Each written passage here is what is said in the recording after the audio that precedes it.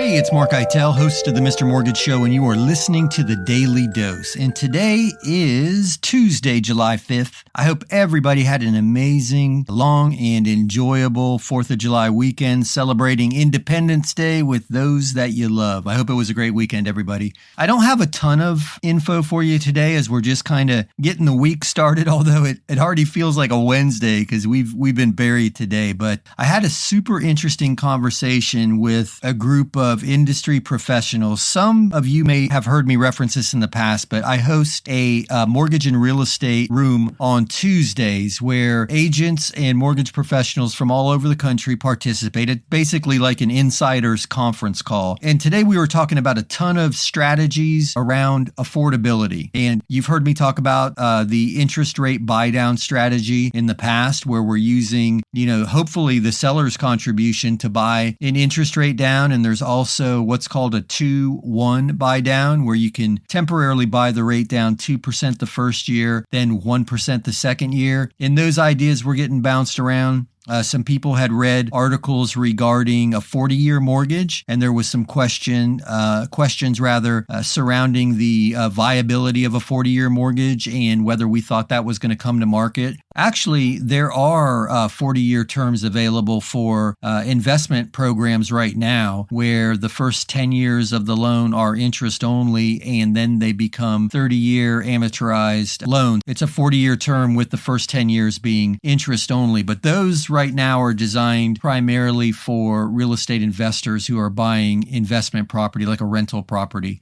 So it was interesting. We talked a little bit about Japan and the result of Japan creating the 100-year mortgage. And a lot of people are unaware of that, but it's an interesting read if you're ever bored out of your mind. Just Google Japan's 100-year mortgage and you'll see the pros and cons of that. We talked about the government programs that may or may not come to not bail people out, but to make housing more affordable. Is there going to be some subsidy money, some grant money, there was some talk when Biden was running for president that there would be a $15,000 first-time buyer's grant. We've yet to see any of that come to fruition.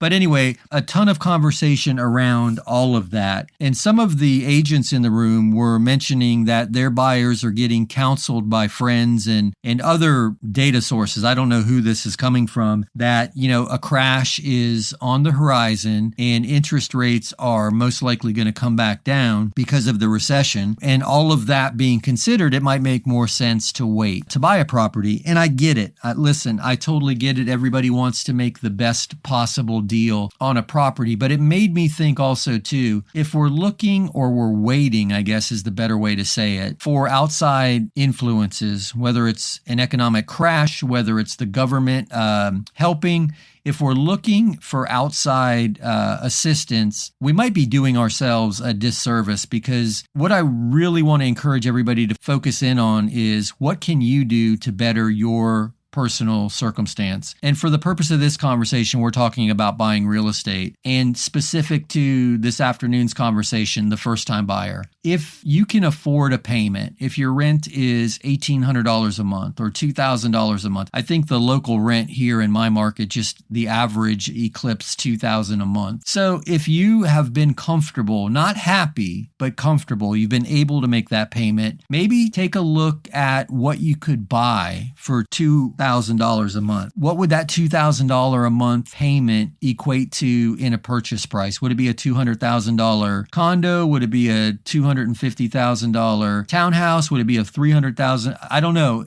It's going to be determined by a lot of factors. Your ability to put a down payment down, the interest rate that you qualify for. My point is not to get super specific about what you could buy with it, but to encourage you to take a look at what you could buy with it, because the difference in the interest rate alone shouldn't be the deciding factor. I mean, we've talked about it many, many times on the radio show and on previous Daily Dose episodes where people bought properties with 18% interest rates. People bought properties in 2005 and held them through the Great Recession, and it was a great decision long term. They lived in a home, they raised their family in a home, they built equity, and now today or along the way they sold or refinanced, or my point is there was equity created, not because they were waiting for something to change. They changed their something. So that's all I wanted to share. Don't put your head in the sand and wait for somebody to come pull it out for you. Look around and see how you can better your circumstance. Do the best that you can with what you have available to you. And if what you have available to you is a 5.5% interest rate, well, then maximize that. Go out there and buy the best house you can for the payment that you can afford. Use what you have to the best of your ability. And I think you'll find that your life, or in this case, your real estate holdings and your equity position are going to improve. So I don't know, maybe I'm feeling patriotic about, the home of the brave and the land of the free. And I know there was some terrible news this weekend too. I'm not discounting that, but we live in a country that affords us a lot of opportunities. I think one of the keys is realizing that it's up to us to seize those opportunities and make the decisions that we need to maximize those opportunities. So that's it. That's all I have for you today. Again, my name is Mark Eitel, host of the Mr. Mortgage Show, and you have been listening to the Daily Dose, and we will talk again tomorrow. Thanks.